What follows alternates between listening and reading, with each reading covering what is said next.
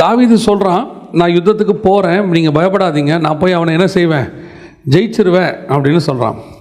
சவுல் சொல்கிறாரு, உன்னால் முடியாதுன்னு சொல்கிறார். இந்த ரெண்டு பேருக்கும் என்ன ஒரு வித்தியாசம்? ஏன் தாவீதுக்கு மட்டும் இப்படி ஒரு கான்ஃபிடென்ட்? சில நேரத்தில் இந்த கான்ஃபிடென்ட்டில் இன்னொன்று இருக்குது, அசட்டு தைரியம்னு ஒன்று இருக்குது, பார்த்துருப்பீங்க. அதாவது நம்மளால் முடியாது, ஆனால் போய் முன்னாடி நின்றுருவோம் இல்லையா? அப்புறம் அடி வாங்கி உத வாங்கி வருவோம். அப்புறம் இருக்கிறவன்லாம் சொல்லுவான், நாங்கள் தான் அப்பயோ சொன்னோம்ல போவாதுன்னு, கேட்டியா நீ, உன்னால் முடியாதுன்னு எங்களுக்கு தெரியாதா அப்படின்னு சொல்லுவாங்க. அது ஒன்று இருக்குது, அசட்டு தைரியம். இது வேறு தைரியம். அதாவது சவுல் ஒரு ராஜா, நம்ம எல்லாருக்கும் தெரியும். சமஸ்த இஸ்ரவேலிலே அவனை மாதிரி உயரமானவங்க யாரும் இல்லை. அவன் ஒரு தி பெஸ்ட் கிங். ஆனால் தாவீதை பொறுத்த வரைக்கும் ஒரு மெய்ப்பன், ஒரு சாதாரண, அன்றைக்கி சொல்ல பார்த்தோன்னா ஒரு சாதாரணமான ஒரு ஆள். ஆனால் எப்படி இவனுக்கு ஒரு தைரியம் இருக்கிறது? இவன் கையில் ஒரு தைரியம் இருக்குது. ஆனால் அவன் சொல்கிறான், பெலிஸ்தனை பார்த்து சொல்கிறான், கோலியாத்தை பார்த்து சொல்கிறான், அவன் சிறு வயது முதல் யுத்த வீரன். இவரும் யுத்த வீரன் தானே, சவுலும் யுத்த வீரன் தான். நிறைய யுத்தங்களை ஜெயிச்சிருக்கிறாரு, நிறைய போர் பண்ணியிருக்கிறாரு. இவரோட ஸ்டார்டிங் ராஜாவாகிறதுக்கே இவர் பெரிய யுத்தம் பண்ணார். யுத்தம் பண்ணி தான் அவர் ராஜாவே மாறினார். ப்ரூஃப் பண்ணியிருக்கிறார். ஒரு யுத்தம் பண்ணி ஒரு ப்ரூஃப் பண்ணி ஜனங்கள்லாம் அதுக்கப்புறம் தான் அவர் ராஜாவாகவே ஏற்றுக்கொண்டாங்க. அப்படி இருக்கும்போது இந்த சவுலுக்கும் இந்த தாவீதுக்கும் என்ன வித்தியாசம்? எப்படி இந்த தாவீதுக்குள்ள ஒரு கான்ஃபிடென்ட் வருது, நான் கண்டிப்பாக ஜெயிப்பேன் அப்படின்னு? அப்படி கான்ஃபிடென்ட்டோடு இருக்கிற தாவீதை ஒருத்தன் டிஸ்கரேஜ் பண்ணுறான், உன்னால் ஆகாது. ஆனால் முடிவு பார்த்தீங்கன்னா தாவீது கோலியாத்தை ஜெயிச்சிட்டார். அதுக்கு என்ன காரணம் தான் நம்ம இப்போ பார்க்க போகிறோம். அந்த ஒரு விஷயம் தான், இது தெரிஞ்ச சம்பவம் தான். எப்படி சவுலுக்கிட்ட இல்லாத ஒரு விஷயம் தாவீதுகிட்ட இருக்கிறது, சவுலால் முடியாத ஒரு விஷயம் தாவீதால் பண்ணப்படுகிறது. பல நேரத்தில் நாம் இப்படி தான் இருக்கிறோம் லைஃப்பில். ஆண்டவர் நம்மை கொண்டு சில காரியங்கள் செய்வதற்காகத்தான் பூமிக்கு கூட்டிகிட்டு வந்தார். நம்ம எல்லாருமே ரிவர்ஸில் யோசிக்கிற ஆட்கள். நான் பூமிக்கு வந்தேன், அப்புறமா ஒரு நாள் ஆண்டவர் என்னை ரட்சித்தார், அதுக்கப்புறமா நான் ஊழியக்காரனானேன் அப்படின்றது நம்முடைய வியூ. கர்த்தருடைய வியூ நான் ஒரு ஊழியக்காரனை பூமிக்கு அனுப்பியிருக்கிறேன், ஒரு காலகட்டத்தில் அவன் ரட்சிக்கப்படுவான், ஒரு காலகட்டத்தில் எனக்கு ஊழியத்துக்கு வருவான்றது கர்த்தர் ரிவர்ஸில் யோசிப்பார். காரணம், நம்ம ஆசாரிப்பு கூடாரத்துக்கு வெளியிருந்து உள்ளே பார்க்குறவங்க, அவர் ஆசாரிப்பு கூடாரத்தில் உள்ளேருந்து வெளியே பார்க்குறவர். அவருடைய பிளானுக்கும் நம்முடைய பிளானுக்கும் ரிவர்ஸ் வியூ இருக்குது. அப்போ பார்த்தா தான் தெரியும். இப்போ இயேசு வந்தார், நமக்காக மரித்தார், அவருடைய ரத்தம் நம்முடைய பாவங்களை மன்னிக்கிறது. இது நம்முடைய வியூ. ஹெவனுடைய வியூ, சகல ஜனங்களை பாவங்களை மன்னிக்கும்படி நான் ஒருத்தரை அனுப்பி வச்சிருக்கிறேன். குறிப்பிட்ட காலகட்டம் வரைக்கும் அவர் யோசேப்பு வீட்டில் இருப்பார். வேலை வந்தபோது அவர் அதற்காக வேறு விரிக்கப்பட்டார். ரிவர்ஸ் வியூ, அது பார்க்கறது ரிவர்ஸ் வியூ. அதே மாதிரி தான் இப்போ நம்மளை ஏன் பரலோகம் அனுப்பி வச்சிருக்கு, நம்ம ஏன் இந்த பூமிக்கு வந்திருக்கிறோம்? அப்போ அனுப்பப்பட்ட நம்ம அத்தனை பேருக்கும் ஒரு டாஸ்க் இருக்குது. ஒவ்வொருத்தருக்கும் ஒவ்வொன்றும் செய்ய சொல்லி தான் கர்த்தர் அனுப்பி வச்சிருக்கிறார். நான் எப்போவுமே விசுவாசிக்கிற ஒரு விஷயம் என்னென்னா, ஆண்டவர் யாரையுமே விருதாவாய் இந்த பூமிக்கு அனுப்பவே இல்லை. துன்மார்க்கருக்கு கூட ஒரு வேலை இருக்குதாமா. துன்மார்க்கனை எதுக்குன்னு நியமித்திருக்கிறார்? தீங்கு நாளுக்கு என்று நியமித்திருக்கிறார். அதுக்கு கூட ஒரு ஆள் அனுப்பிச்சு வச்சிருக்கிறார். நமக்கு ஆண்டவர் நம்மளை உயர்த்துக்கிறதுக்கு நம்மை நியமித்தார். நம்மை உயர்த்துக்கிறதுக்கு தேவையான எதிரியையும் கர்த்தரே நியமித்தார். அவன் சிறு வயது முதல் கொண்டு யுத்த வீரன். யார்? கோலியாத்து. அவன் எதுக்காக அப்படி யுத்த வீரனாக வளர்ந்தான் தெரியுமா? அவனுடைய ஒரே வேலை தாவீதை ராஜாவாக்குவது. தாவீதை ராஜாவாக்கிறதுக்காகவே அப்படி வளர்ந்துருக்கிறான். மற்ற என்ன சண்டை பண்ணால் ஏது பண்ணால் எதுவுமே அங்கே இருக்காது. அவனுடைய வேலை என்ன? நல்லா சாப்பிடு, நல்லா எக்ஸசைஸ் பண்ணு, நல்லா உடம்பை வளர்த்துக்கோ, அப்புறம் என்ன பண்ணோம்? தாவீதிட்ட தோத்துரு. இதுக்கு தான் நான் அவனை அனுப்பி வச்சுருக்கிறேன். அவனுக்கு வேறு என்ன பண்ணானே அங்கே ஒன்றுமே இருக்காது. ஏன் அவன் தாவீதிட்ட தோக்கணும்னா, இப்போ இஸ்ரவேலுக்கு ராஜாவாக சவுலை கொண்டாந்தாச்சு. சவுல் தான் இருக்கிறதுலே உயரம்.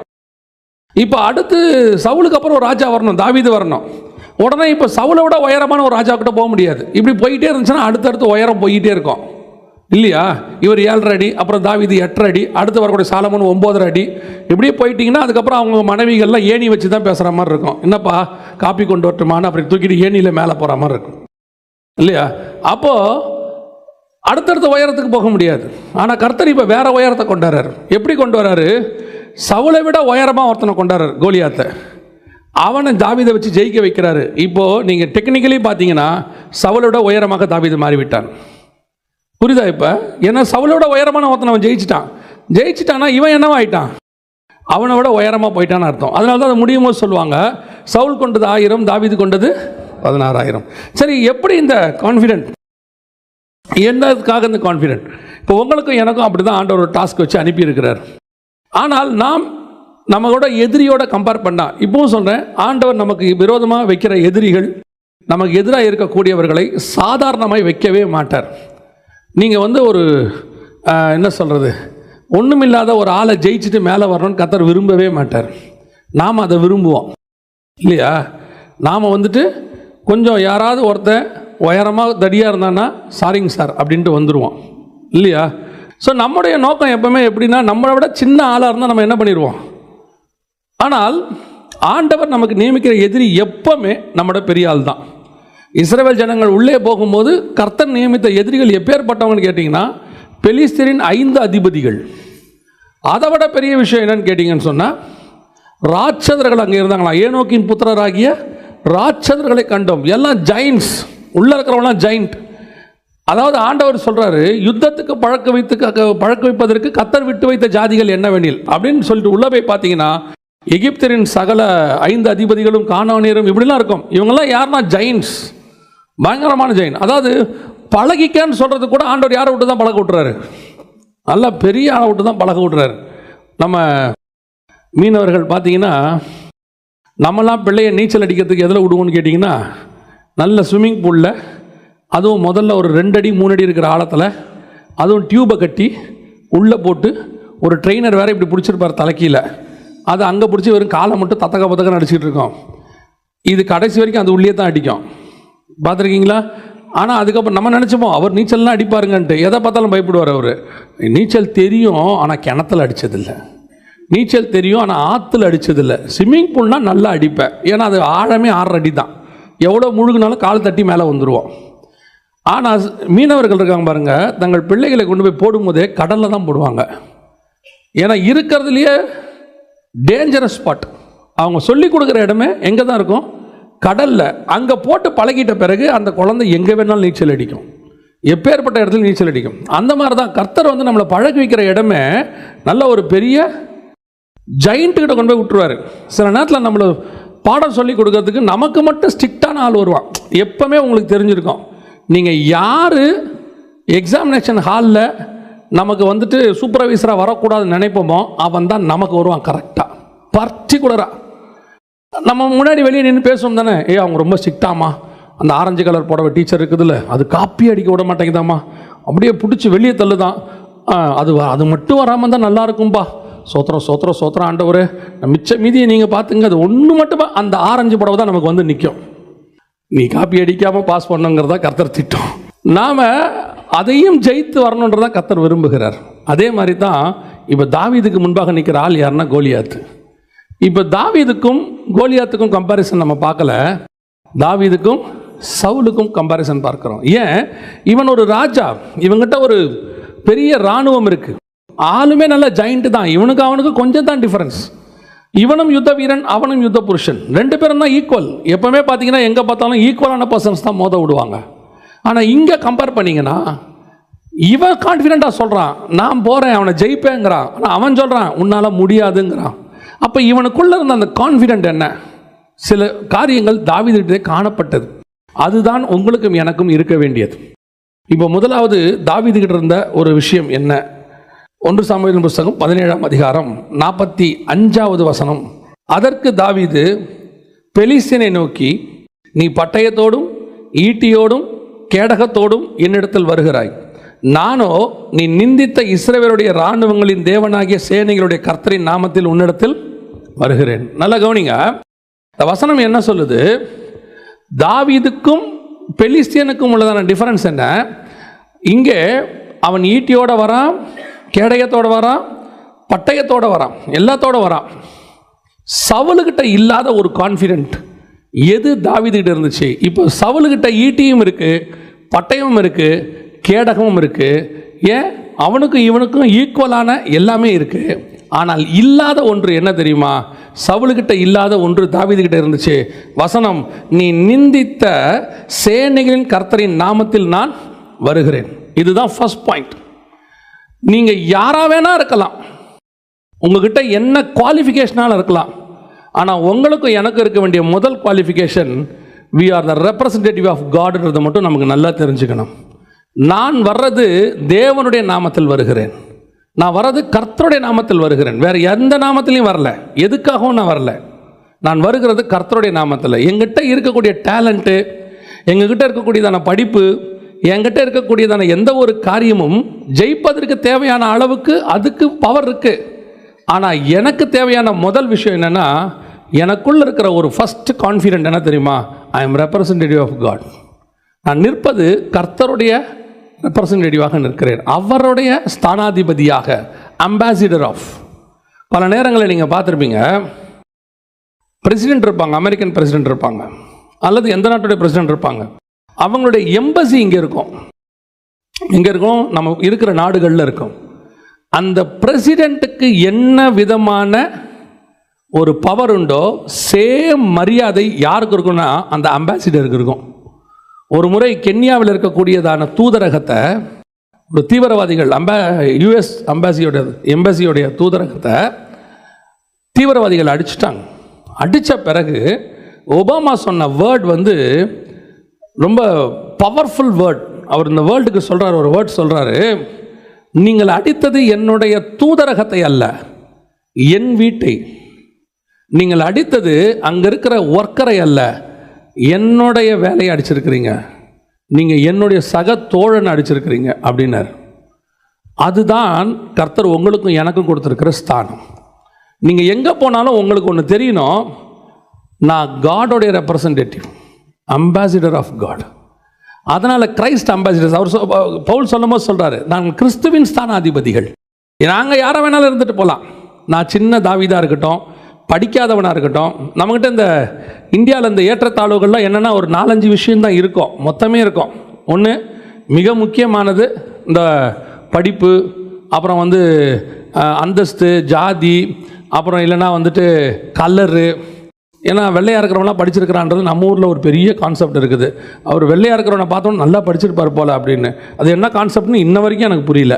நான் எதுக்கு சொல்ல வரேன், கருப்பு சிவப்பு கான்செப்டே கிடையாது, ஜாதி கான்செப்ட் கிடையாது, அந்தத்து கான்செப்ட் கிடையாது, நமக்கு என்ன டேலண்ட் இருக்குது இல்லைங்கிறது கிடையாது. ஆனால் முதல்ல நமக்கு தெரிய வேண்டியது, நான் அம்பாசிடர் ஆஃப் காட், நான் கிறிஸ்துவின் நாமத்தில் வருகிறேன், அதனால் நான் கண்டிப்பாக ஜெயிப்பேன். இந்த கான்ஃபிடென்ட் தான் உங்களுக்கு வேணும். நான் எங்கிட்ட இருக்கிறதுனால ஜெயிக்கிறேனா இல்லையாங்கிறது முக்கியம் இல்லை.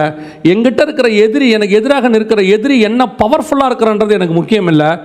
என்னோடு கூட ஒரு இருக்கிறார், அவர் என்னிலும் வல்லவராக இருக்கிறார். அவர் தான் எனக்காக இருக்கிறவர், அவர் தான் ஜெயிக்கிறவர், அவர் தான் ஜெயிப்பார். அவர் தோக்கவே மாட்டார், அவருக்கு தோல்வி என்பதே கிடையாது. அவர் எனக்கு முன்னாடி போயிட்டு இருக்கிறார். அப்படி இருக்கும்போது நான் எப்படி தோப்பேன்? தோக்கவே மாட்டேன். சில நேரத்தில் பார்க்கறதுக்கு தெரியும் தோக்கிற மாதிரி, தோக்கவே மாட்டோம் லைஃப்பில். நீங்கள் ஒன்று மட்டும் நல்லா தெரிஞ்சு வச்சுக்கொள்ளுங்க, போகும்போது ரெப்ரசன்டேட்டிவ் காடாக போகணும். சிலர்லாம் சில நேரத்தில் பாருங்கள், நம்ம எல்லோரும் நின்றுக்கிட்டு இருப்போம், அட்மிஷன் வாங்கிறதுக்கு காலேஜில் அட்மிஷன் வாங்கிறதுக்கு நிற்போம், +2 முடிச்சுட்டு. நம்மளை விட 10 மார்க் ஒருத்தன் குறைவாக இருப்பான். நம்ம அங்கே வெளியே நிற்கும் போது எல்லோரும் பேசிக்கிட்டு இருப்போம்ல, நீ என்ன மார்க்கு, நீங்கள் என்ன, எங்கேருந்து வந்திருக்கீங்க, என்ன மார்க்கு. நம்மளை விட அவன் 10 மார்க் கம்மியாக இருப்பான், ஆனால் அவன் கான்ஃபிடென்ட்டாக நிற்பான். ஏன் கான்ஃபிடென்ட் நிற்பான் தெரியுமா? எனக்கு கண்டிப்பாக கிடச்சிருங்க அப்படின்னு. அவனோட 10 மார்க் நமக்கு நிறையா இருக்கும், பதப்பட நிற்போம். ஏன் அப்படின்னு பார்த்தா அவன் சொல்லுவான், எங்கள் அப்பாவோடைய friend DEO, district education officer, எனக்கு ஒரு லெட்டர் இருக்குது, உள்ளே உட்காந்துருக்கிற ஹெச்ஓடி என்னுடைய மாமா, கன்ஃபார்மாக எனக்கு என்ன கிடைக்கும், சீட் கிடச்சிரும். இப்போ நமக்கு மார்க் இருக்குது, ஆனால் என்ன இல்லை, இந்த ரெக்கமெண்டேஷன் இல்லை, அது இல்லை, இது இல்லைன்னு ஒரு பயம் இருக்கும். நான் சொல்கிறேன், நமக்குரிய விசிட்டிங் கார்டு, நமக்குரிய ரெக்கமெண்டேஷன், நமக்கு இருக்கக்கூடியதான மிகப்பெரிய பலம் என்னன்னா, நம் கர்த்தர் நம்மோடு கூட இருக்கிறார். அவர் நமக்கு முன்பாக போவார், அவர் நம்ம கூட இருந்து கதவை திறந்து கொடுப்பார். அற்புதமாக அதிசயமாக நடக்கும். எப்படி நடக்கும்லாம் தெரியாது. சில நேரத்தில் நம்ம அறிவுக்கு எட்டாததுன்னு இருக்குல்ல, நீங்கள் இந்த அறிவுக்கு எட்டாததை பெருசாக நினச்சிப்பீங்க. அறிவுக்கு எட்டாதது எப்படி, ஐயோ அது பெரிய நாலேஜ்ஃபுல் இல்லை. சில விஷயங்கள் இன்னும் அறிவுக்கு எட்டாததெல்லாம் இருக்குது, ரொம்ப சிம்பிள் விஷயம்லாம் இருக்குது. எதுக்கு சொல்கிறேன், பல நேரங்களில் ஆண்டவர் யூஸ் பண்ணுற மெத்தட் என்டையர்லி டிஃப்ரெண்ட். ஆண்டவர் யூஸ் பண்ணுற விதம், உன்னையும் என்னையும் செலக்ட் பண்ணினது ஒருத்தர் உட்கார்ந்துருக்கிறார். அவருக்கு தெரியும் நீங்களும் நானும் யார் என்பது, நம்ம பலம் என்பது அவருக்கு தெரியும். ஆனால் நமக்கு தான் தெரியாது அவர் யார் என்பது, அவருடைய பலம் என்ன என்பது நமக்கு தெரியாது. பல நேரத்தில் நாம் என்ன பண்ணிடுவோம் தெரியுமா, நம்ம பலத்தை நம்பிக்கிட்டு இயேசுநாதரை போட்டில் தூங்க விட்டுருவோம். ஆண்டவரே படுத்து தூங்குங்க, எங்கேப்பா போக சொல்கிறீங்க? ஏன்பா பிரயாணம் போயிட்டுருக்கோம், இஸ்ரவேலை காக்கிறவர் உறங்குவதும் இல்லை தூங்குவதும் இல்லைன்னு இருக்கு, என்ன தூங்க சொல்கிறீங்களே? ஆட நம்ம கடல் ஆண்டவர் பாருங்க. பேதுரு இருக்கார், சீனியர் ஃபிஷர்மேன், அவர் ஓட்டாத போட்டா அவருடைய அசிஸ்டன்ட் யோவான் இருக்கார், அவனும் கோ பைலட்டு, பயங்கரமான ஆள். இது பத்தாததுக்கு அந்திரேயா, எல்லாம் ஃபிஷர்மேன், அத்தனை பேரும் போட்டு நல்லா ஓட்டுவோம். நீங்கள் படுங்க ஆண்டவரே. ஆண்டவர் சொன்னார், உண்மையாவா படுக்க சொல்கிறீங்க? கன்ஃபார்மாக படுக்கட்டுமா? படுங்க. எப்படி படுக்கணும் தான்? தலைகாணி வச்சு படுங்க. வசனம் சொல்லணும், தலையணை வைத்திருந்தார். இவன் தலைகாணி கொண்டாந்துருப்பான் போல இவன் படுக்கிறதுக்கு, அவருக்கு தலைக்கு வச்சு படுக்க வச்சு, நல்லா படுங்க ஆண்டவர் நாங்கள் பார்த்துக்குறோம் சொன்னார். நான் கண்ணை மூணே உன் கதை முடிஞ்சிடா, யோசிச்சு சொல்லு, நல்லா படுங்க ஆண்டவரை நாங்கள் பார்த்துக்குறோம். எல்லாருக்கும் அவங்க பலன். ஒரு 10 நிமிஷம் இருக்கும், அடிச்சது பாருங்க புயல், அடிச்சது பாருங்க காற்று. ஒருத்தர் நினச்சிருப்பான், டே நம்ம பார்க்காத காற்று ஒன்று அடிக்குது, இது வரைக்கும் இந்த கடலை நாங்கள் இப்படி பார்த்ததே இல்லை. கடைசியாக வந்து இவரை எழுப்புறான், ஆண்டவரே நாங்கள் மடிந்து போகிறது உமக்கு கவலை இல்லையா? நானா தூங்க சொன்னேன்? நாங்கள் அதாவது நம்ம பலன், என்னுடைய கடல், நான் ப்ராக்டிஸ்ட், வெல் ப்ராக்டிஸ்ட், இது முன்னாடி நான் பல முறை இதை கையாண்டு இருக்கிறேன் அப்படின்னு நினைக்கிற நமக்கு தான் ஒரு சறுக்கல் ஒன்று வரும். ஏன்?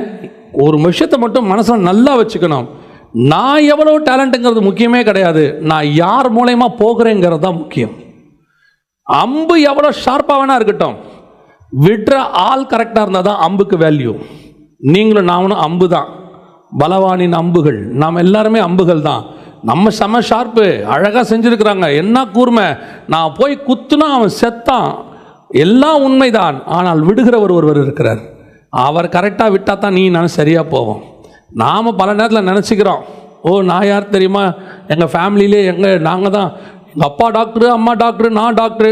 பல நேரங்களில் நம்முடைய பெருமைகள், நமக்குள்ளே இருக்கக்கூடிய டேலண்ட்ஸ் எல்லாம் தேவை, எதுவுமே இல்லைன்னு ஆண்டவர் சொல்லலை.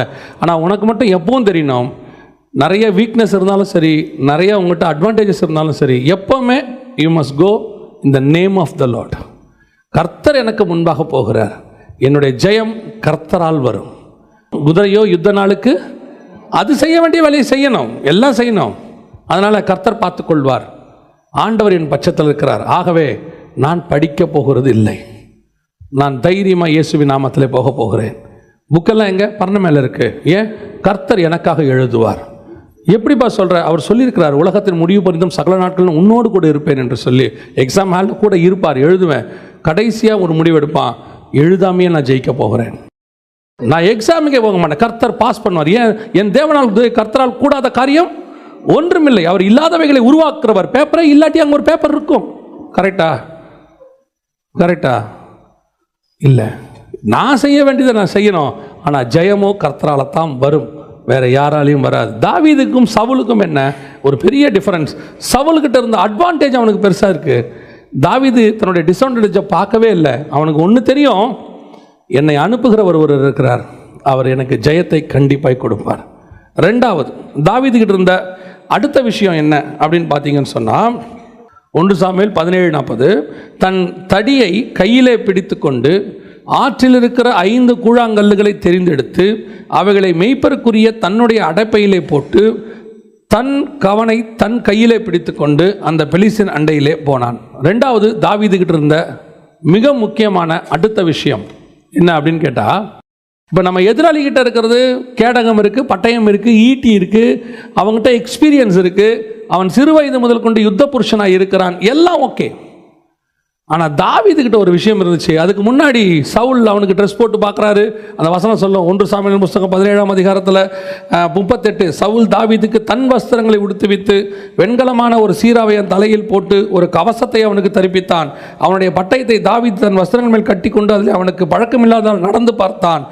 எதுவுமே அவனுக்கு ஒத்து வரல. தாவீதுகிட்ட ஒரு விஷயம் இருந்துச்சு, இவங்கெல்லாம் என்னென்னமோ வச்சுருக்கிறாங்க, அதெல்லாமே வேல்யூபிள், அதில் எந்த மாற்று கருத்தும் இல்லை, எல்லாமே வேல்யூபிள். ஆனால் தாவீதுக்கு ஒன்று தெரிகிறது, எங்கிட்ட ஒரு இன்ஸ்ட்ருமெண்ட் இருக்குது, கர்த்தர் எனக்கு சொல்லி கொடுத்துருக்கிறார். அவங்ககிட்ட பழக்கமான இன்ஸ்ட்ருமெண்ட்டில் அவன் வரான். அவன் எந்த வெப்பன் யூஸ் பண்ணி எதை சின்ன வயசில் கற்றுக்கிட்டானோ அதில் அவன் வரான், அதில் மாற்று கருத்தும் இல்லை. ஆனால் நான் எப்படி போக போகிறேன் தெரியுமா? என்கிட்ட என்ன இருக்குதோ அதை நான் எடுத்துகிட்டு போக போகிறேன். நான் முதல்ல இந்த நேம் ஆஃப் த லார்ட் போகிறேன், அதான் ஃபஸ்ட். ரெண்டாவது, எனக்கு ஒன்று கர்த்தர் சொல்லி கொடுத்தாரு, அதை கொண்டு தான் நான் யுத்தம் பண்ண போக போகிறேன். அவன் என்ன வச்சிருக்கானோ அதையே தான் நானும் எடுத்துகிட்டு போகணுன்ற அவசியம் இல்லை. இது ஃபார்முலா கிடையாது. அவன் அவனுக்கு தெரிஞ்சதில் யுத்தம் பண்ணுறான், நான் எனக்கு தெரிஞ்சதில் யுத்தம் பண்ண போகிறேன். அவனோட கம்பேர் பண்ண என்கிட்ட இருக்கிறது ஒன்றுமே கிடையாது, ஒரு கூழாங்கல் தான், ஒரே ஒரு கூழாங்கல், ஒரு தடி தான். ஆனால் எனக்கு எதிரில் நிற்கிறானே அவங்ககிட்ட இருக்கிறது பட்டயம், ஈட்டி, கேடகம் எது வேணா இருக்கட்டும்.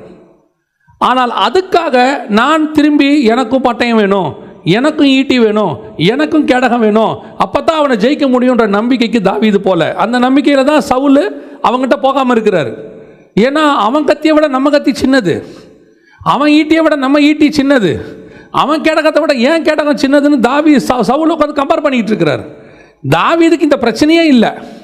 நம்மகிட்ட ஈட்டியும் இல்லை, கேடகம் இல்லை, பட்டயம் இல்லை. ஒன்று வசனம் சொல்லுது, தாவீதின் கையில் பட்டயம் இல்லாது இருந்தது. 50 வசனம் சொல்லுது, பட்டயம் இல்லாது இருந்தது. என்கிட்ட ஒன்றும் கிடையாது, ஆனால் என்கிட்ட ஒன்று இருக்கு. எது? சின்ன வயசுலேருந்து கர்த்தர் எனக்கு சொல்லி கொடுத்த ஒன்று இருக்குது.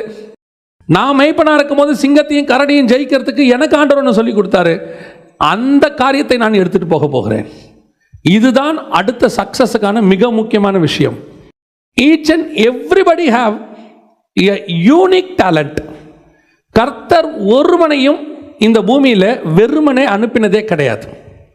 எல்லாருக்கும் கர்த்தர் ஏதோ ஒன்று வச்சிருப்பார். அந்த ஒன்று எதுன்னு கண்டுபிடிச்சி அதில் தான் நீங்கள் டேலண்டாக இருக்கணும், அதைத்தான் நீங்கள் நம்பணும். ஒவ்வொரு காலகட்டத்திலையும் ஒவ்வொன்றும் மேலோங்கி நிற்கும், உடனே எல்லாரும் அதில் போய் தான் விழுவாங்க. உதாரணமாக இப்போது நம்ம தாத்தா பாட்டி காலத்தில் பார்த்தீங்கன்னா எல்லாரும் எதை ரொம்ப படிப்பாங்க அப்படின்னு பார்த்தீங்கன்னா பிஏ இங்கிலீஷ், பிஏ ஹிஸ்ட்ரி. ஏன்னா அப்போ டீச்சர் வேலைக்கு பயங்கரமான இது இருந்துச்சு, தேவை இருந்துச்சு, உடனே வேலை, நல்ல சம்பளம், எல்லாரும் படித்தாங்க. அதுக்கப்புறம் ஒரு பீரியடில் இந்த பிஇ, எம்பிபிஎஸ் இதெல்லாம் வர ஆரம்பித்த உடனே அதில் போய் எல்லாரும் விழுந்தாங்க. ஒரு காலகட்டத்தில் ஐடி, எல்லாரும் ஐடி, அத்தனை பேரும் ஐடியில் போய் விழுந்தாங்க. இப்படி இப்போ எல்லாரும் எம்பிஏ, அத்தனை பேரும் எம்பிஏ, எல்லாரும் போய் விழுறது. இப்போ சொல்கிறேன், கர்த்தர் உங்களுக்குன்னு ஒன்று வச்சுருப்பார். அது படிப்பாகவும் இருக்கும், படிப்பு இல்லாமையும் இருக்கும். யூனிக்காக அத்தனை பேருக்கும் ஒன்று தான் அப்படின்னு கிடையவே கிடையாது. ஒவ்வொருத்தருக்கும் ஒரு டிசைன், ஒவ்வொருத்தருக்கும் ஒரு ரூட், ஒவ்வொருத்தருக்கும் கர்த்தர் ஒவ்வொரு விதமாக பயன்படுத்துவார். அவனை செய்கிற மாதிரி தான் அவனையும் செய்யணும், இவனை செய்கிற மாதிரி தான் என்னையும் செய்யணும்னு அவசியமே இல்லை. சில நேரத்தில் ராங் கம்பேரிசன் இருக்கும். நம்ம வீடுகளில் சொல்லுவாங்க, அவனை பாரு, இவனை பாரு. நான் எப்பவுமே நினைப்பேன், நம்ம யாரையும் பார்க்க வேண்டாம், எனக்கு ஒன்று கர்த்தர் வச்சிருப்பாரு, முதல்ல அதை நான் நம்பணும். தாவீதுக்கு முதல்ல கர்த்தர் மேல நம்பிக்கை இருந்துச்சு, ரெண்டாவது அவன் கையில் இருக்கிற கூழாங்கல் மேல் அவனுக்கு ஒரு நம்பிக்கை இருந்துச்சு. இது போதும் அந்த கோலியாத்தை ஜெயிக்கிறதுக்கு. அவனுக்கு அந்த நம்பிக்கை இருந்துச்சு. அவன் கேட்குறான், தடியோட வருவதற்கு நான் என்ன நாயா? இவன் சொல்கிறான், உன்னை அடிக்கிறதுக்கு இது போதும் டே, இது திஸ் இஸ் எனஃப். ஏன்? உங்ககிட்ட இருக்கிற பட்டயம் உனக்கு எவ்வளோ பெருசோ, எங்கிட்ட இருக்கிற கூழாங்கல் எனக்கு பெருசு. அதை கொண்டு ஜெயிக்க முடியும் நீ நினைக்கிற, இதை கொண்டு ஜெயிக்க முடியும் நான் நினைக்கிறேன். கர்த்தர் உங்ககிட்ட கொடுத்துருக்கிற ஒவ்வொரு விஷயமும் அப்படிப்பட்டது தான். அது ஒருத்தர் கீபோர்டு வாசித்த உடனே, அவர் கீபோர்டு வாசிக்கிறாருங்க, அவர் பெரிய ஆளுங்க, நமக்கு ஒன்றும் தெரியாது. ஆமாம், அவர் கீபோர்டு வாசிப்பார், பாட சொல்லி பாருங்க, கீபோர்டு மாதிரியே தான் சவுண்டு வரும். அவருக்கு பாட வராது. ஒரு சிலருக்கு பாட வரும், கீபோர்டு வராது. ஒரு சிலருக்கு பேச வரும், பாட வராது. சிலருக்கு பாட வரும், பேச வராது. இல்லையா? நல்லா பாடுவான், பேச சொல்லுங்க தடுமாறுவான். நல்லா பேசுவான், பாட சொல்லுங்க கூட்டம் மொத்தம் கலைஞ்சிரும். 10 நிமிஷத்தில் ஒரே பாட்டு கூட்டத்தை கலைச்சிருவான். ஒவ்வொருத்தருக்கும் ஒவ்வொன்றும் கர்த்தர் கொடுத்துருக்கிறாரு. உங்களுக்கு கொடுத்ததை முதல்ல நீங்கள் நம்பணும். எங்கிட்ட கர்த்தர் கொடுத்தது தி பெஸ்ட், இதை கொண்டு கர்த்தர் என்னை முன்னேற்ற வல்லமை உள்ளவராக இருக்கிறார், இதில் நான் மேலே வருவேன். இல்லைங்க, அதெல்லாம் பிஇ படிக்காட்டு. ஏன் பிஇ படிக்காட்டு என்ன? பிஇ படித்தவர் பிஇயில் வராரு, நம்ம சாதாரண இ பிடிச்சிட்டு வந்தால் ஈயில் மேலே வரும். எப்படியோ எவனையும் உயர்த்த கர்த்தர் வல்லமை உள்ளவராக இருக்கிறார். முதல்ல நம்மக்கிட்ட கொடுத்த டேலண்ட் மேலே முதல்ல நமக்கு ஒரு கான்ஃபிடென்ட் வரணும். எனக்கு ஆண்டவர் சொல்லிக்கிறது ஒன்று தான், உனக்கு நான் கொடுத்த அபிஷேகத்தை முதல்ல நீ கனம் பண்ணு. நீ என்ன செய்ய? கனம் பண்ணு. நீ அதுக்கு மரியாதை கொடு. நம்மளே அதுக்கு மரியாதை கொடுக்கலன்னு வச்சுக்கோங்க, அப்புறம் எப்படி இன்னொருத்த மரியாதை கொடுப்பான்? நம்மளே சொல்லுவோம் சில நேரங்களில், தாழ்த்துறது நல்லது. இந்த போலியான தாழ்மை இருக்குல்ல, நான் குப்பை இல்லையா? சிலர் சொல்லுவாங்க, நான் ஒன்றுமில்லாத குப்பைங்க, நீ உண்மையிலே இருதயத்திலேருந்து சொல்லியிருந்தீன்னா யாராவது உன்னை குப்பைன்னு கூப்பிடும்போது நீ சந்தோஷப்படணும். என்னை உண்மையாக கூப்பிட்றாங்க, என்னுடைய நிலைமையை தெரிஞ்சு அவங்க கூப்பிட்றாங்க, என்னையா கூப்பிட்டீங்க சிஸ்டர்னு கேட்டிருக்கணும். ஏன் உங்களுக்கு கோவம் வருது? ஒன்றும் இல்லாத குப்பை அப்படின்னா யாரை பார்த்து சொன்னேன்? நீ தானே சொன்ன குப்பைன்னு பிரேயரில்.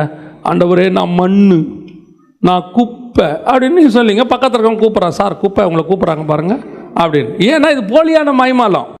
உன் இருதயத்தில் குப்பைன்ற எண்ணமே உனக்கு இல்லை, அது சும்மா அப்படி சொல்கிறது. ஆனால் தாவீதுக்கு உண்மையிலே இருக்குது, அவனுக்கு தெரியுது நான் ஒன்றும் இல்லை. ஆனால் கர்த்தர் எனக்கு சொல்லி கொடுத்த கூழாங்கல் இருக்குது, இதை வச்சு நான் என்ன செய்வேன்? ஜெயிக்க முடியும். அதனால தான் அவ்வளோ கான்ஃபிடென்ட்டாக போய் நிற்கிறான் பாருங்க.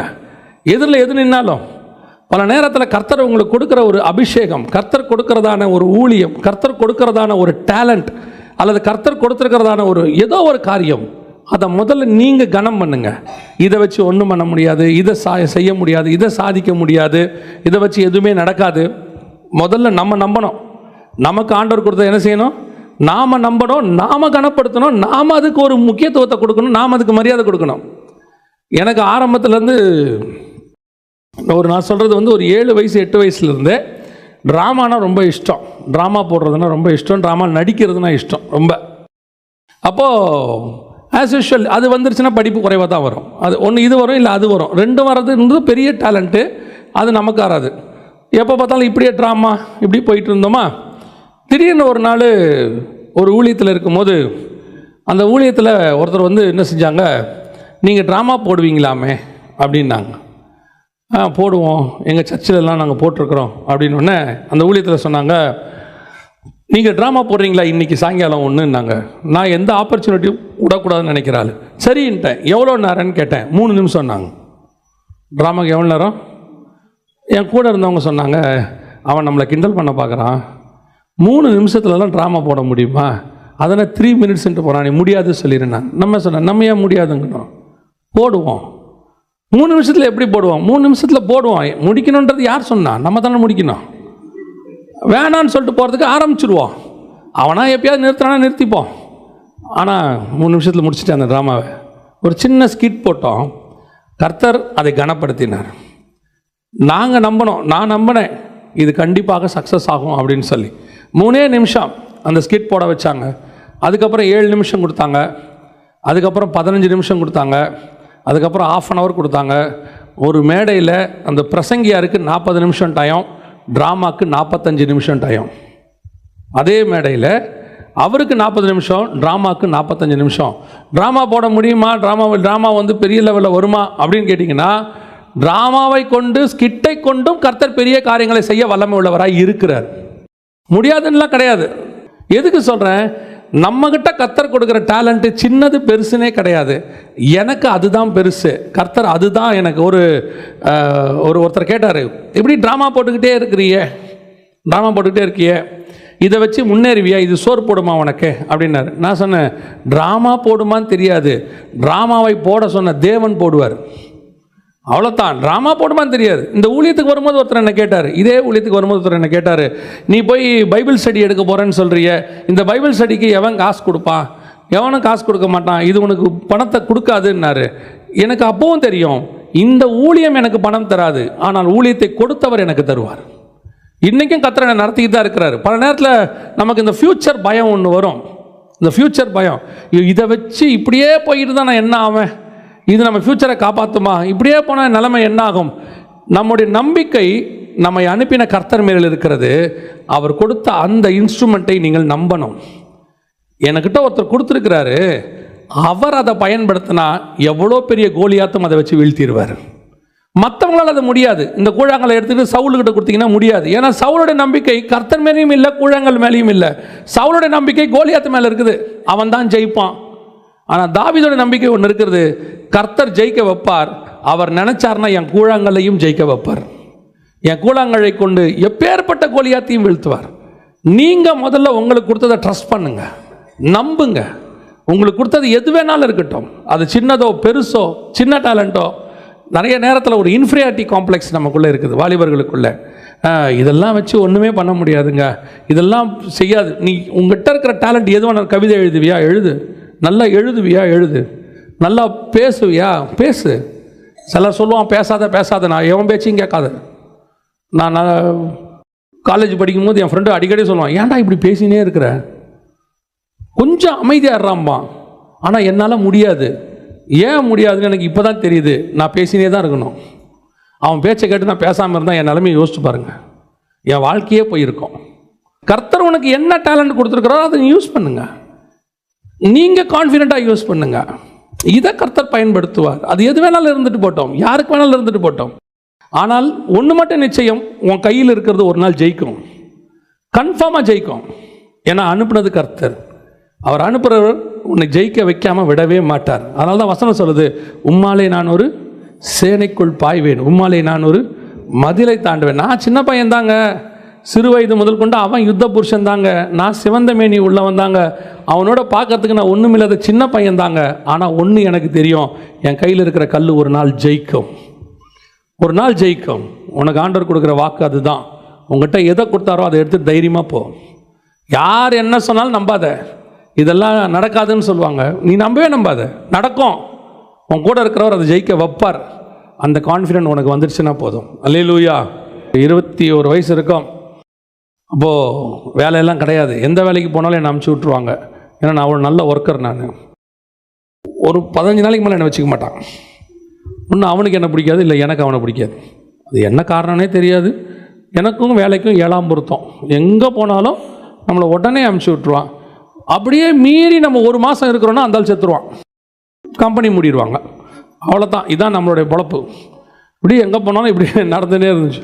ஒரு நாள் ஆண்டவர்கிட்ட கேட்டேன், ஆண்டவர் என் பொழப்பு இப்படியே போயிருமான்னு. ஆண்டவர் சொன்னார், உன் கூட நான் இருக்கேன், ஃப்யூச்சரை பற்றி பயமே படாது. அன்னிலேருந்து இன்னை வரைக்கும் ஃப்யூச்சரை பற்றி பயந்ததே கிடையாது. அதாவது இப்போ இருக்க யங்ஸ்டர்ஸ் எல்லாம் பார்க்கும்போது சில நேரத்தில் எனக்கு கொஞ்சம் ஆச்சரியமாக இருக்கும். Multiple talent. ஒரு சிலர்கிட்டலாம் 1த்துக்கும் 2த்துக்கும் 3த்துக்கும் 4 டேலண்ட்டுக்கு மேலே வச்சுருக்குறாங்க. அவங்களோடலாம் பார்த்தா நான் ரொம்ப யோசிப்பேன், ஏதோ தப்பிச்சு ஓடி வந்துட்டோம் போல். நம்ம சில நேரத்தில் நம்ம யோசிக்கிறோம், அவர் பாடுறாரு, இவர் பாடுறாரு, அவர் நல்லா மியூசிக் வாசிக்கிறாரு, அவருக்கு ஒரு டேலண்ட் இருக்குது. அவங்களுக்கு ஒன்று என் கையில் ஒரு கூழாங்கல் இருந்துச்சு. அந்த கூழாங்கல்லை உண்மையாக விசுவாசத்தோடு கர்த்தருடைய நாமத்தில் எடுத்து நான் அடித்தேன். விழுந்தது கோலியத்தாக இருந்தது. ஆமென். தைரியமாக எடுத்து கூழாங்கல்லை எடுத்து அடிங்க. உங்களுக்கு ஆண்டவர் என்ன கொடுத்துருக்கிறாரோ, உங்ககிட்ட இருக்கிற டேலண்ட்டை நீங்கள் டிஸ்கரேஜ் பண்ணாதீங்க. நீங்கள் என்ன செய்யாதீங்க. அது உங்களுக்கு ப்ரேயர் பண்ணுறதா கூட இருக்கும். சில நேரத்தில் சிலர் ப்ரேயர் பண்ணால் உடனே நடக்கும். கர்த்தர் கேட்பார். அவங்க சொல்லுவாங்க, ஆண்டவர் எனக்கு ஒரு சொப்பனம் கொடுத்தாரு, ஜோம் பண்ண நடந்துச்சும்பாங்க. பெரிய பெரிய தீர்க்கதரிசிகள் சொல்ல முடியாததெல்லாம் சாதாரணமாக ஒரு ஆள் சொல்லுவாங்க. ஒரு அம்மா ஒரு கிராமத்துக்கு போனப்போ சொன்னாங்க, ஐயா நான் ஜோம் பண்ணி 3 பேரை உயிரோடு எழுப்பியிருக்கிறேன். நாங்கள் எத்தனை பேரை? 3 பேரை உயிரோடு எழுப்பியிருக்கீங்களா? நம்ம ஜோம் பண்ணால் கட்டி கூட மறைய மாட்டேங்குது. ஜோம் பண்ணிட்டு தடவி பார்க்குறோம், கட்டி போயிடுச்சா? அவங்க ரொம்ப நேரம் கழிச்சு இல்லை இருக்குது, இன்னும் போகலங்கிறான். கான்ஃபிடென்ட்டே நமக்கு இல்லை.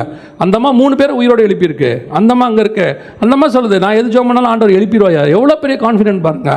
அந்தம்மா ஏதோ ஒரு கிராமத்துக்குள்ளே ஒரு குடிசைக்குள்ளே இருக்கக்கூடிய ஒரு சாதாரண ஒரு ஆள். எவரை கொண்டும் கர்த்தர் எந்த கூழாங்கல்லையும் பயன்படுத்த வல்லமை உள்ளவராக இருக்கிறார். அல்லேலூயா.